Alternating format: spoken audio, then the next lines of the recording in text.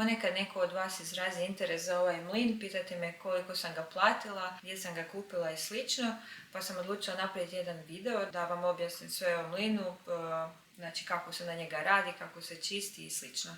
Ovo je Fidibus 21 tvrtke Como, koji su iz Austrije i koji kažu da je svaki dio ovog mlina napravljen u Austriji. Znači i postolje, i motor, i svi dijelovi, kamen i slično.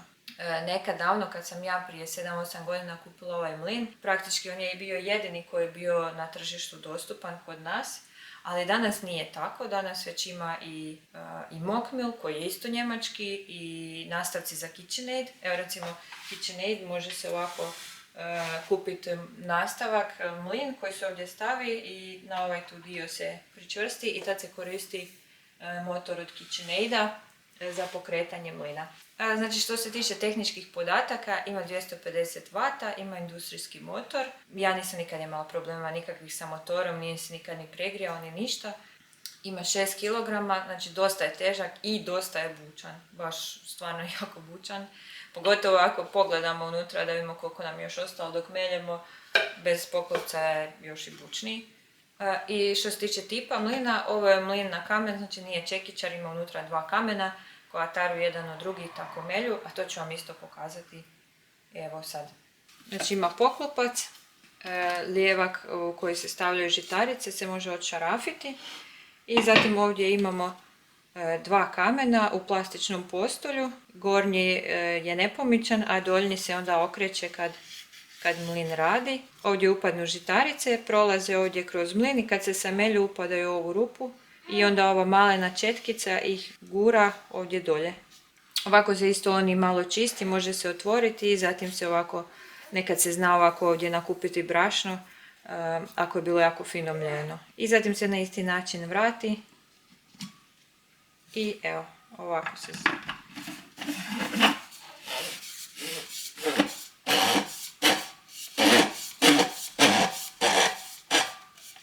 Evo, i ovo je isto način na koji možemo podešavati finoću meljave.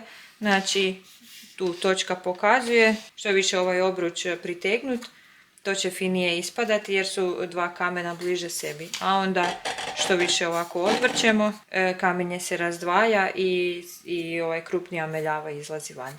Što se tiče održavanja eksterijera, ovo je uljeno drvo bukve i onda ja ga isto ponekad nauljim. Postoji Belinka Food Contact Oil koji se može kupiti, baš napravljeno za daske i za kontakt sa hranom, pa onda s njim nekad premažem. Ne prečesto, možda jednom godišnje ili kad vidim da je drvo već jako suho, sad bi baš trebalo. I sad ćemo još pokazati kako radi. Evo probat ćemo samljeti 100 g pšenice u zrnu i to ću staviti na štopericu pa da vidimo koliko mu točno treba. Znači za najfinije brašno što on može proizvesti, koliko mu treba minuta da to samelje. I evo stavljamo unutra, posudicu ispod i evo odmah ću ostaviti zvuk da čujete koliko je glasan. I evo možemo početi.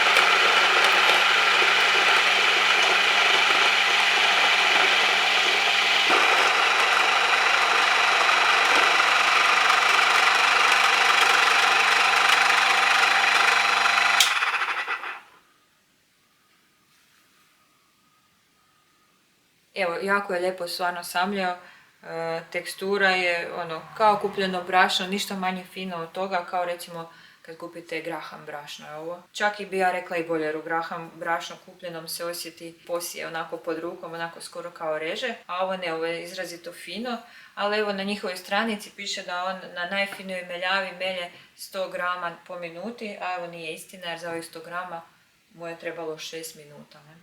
Mislim, to uopće nije loše, jer evo 100 g integralnog dodatka za jedan kruh je sasvim super i dok si vi pripremite druge stvari po kuhinji on će to već samljeti, bit će spremno. Ovo je njihov najslabiji mlin, tako da ostali modeli jači sigurno melju brže, ali kažem stvarno nema potrebe, ovo je sasvim dovoljno. I da, kao što sam vam pokazala, Brašno se zagrijava, uglavnom tako 35-40 stupnjeva kad izlazi.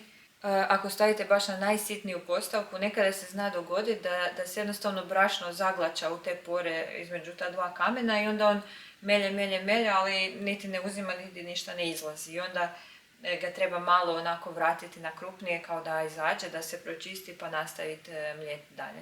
Ako ostavimo da tako stalno melje isto brašno, da se to brašno jako zagrija.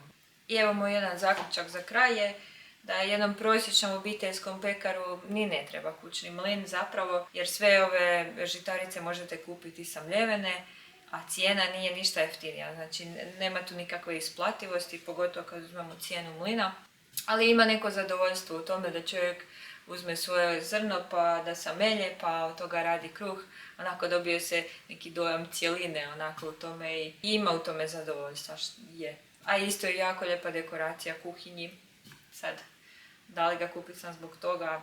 Ako imate neko pitanje ili komentar, ako sam nešto možda zaboravila reći, pitajte pa ću odgovoriti vam u komentarima i vidimo se u sljedećem videu.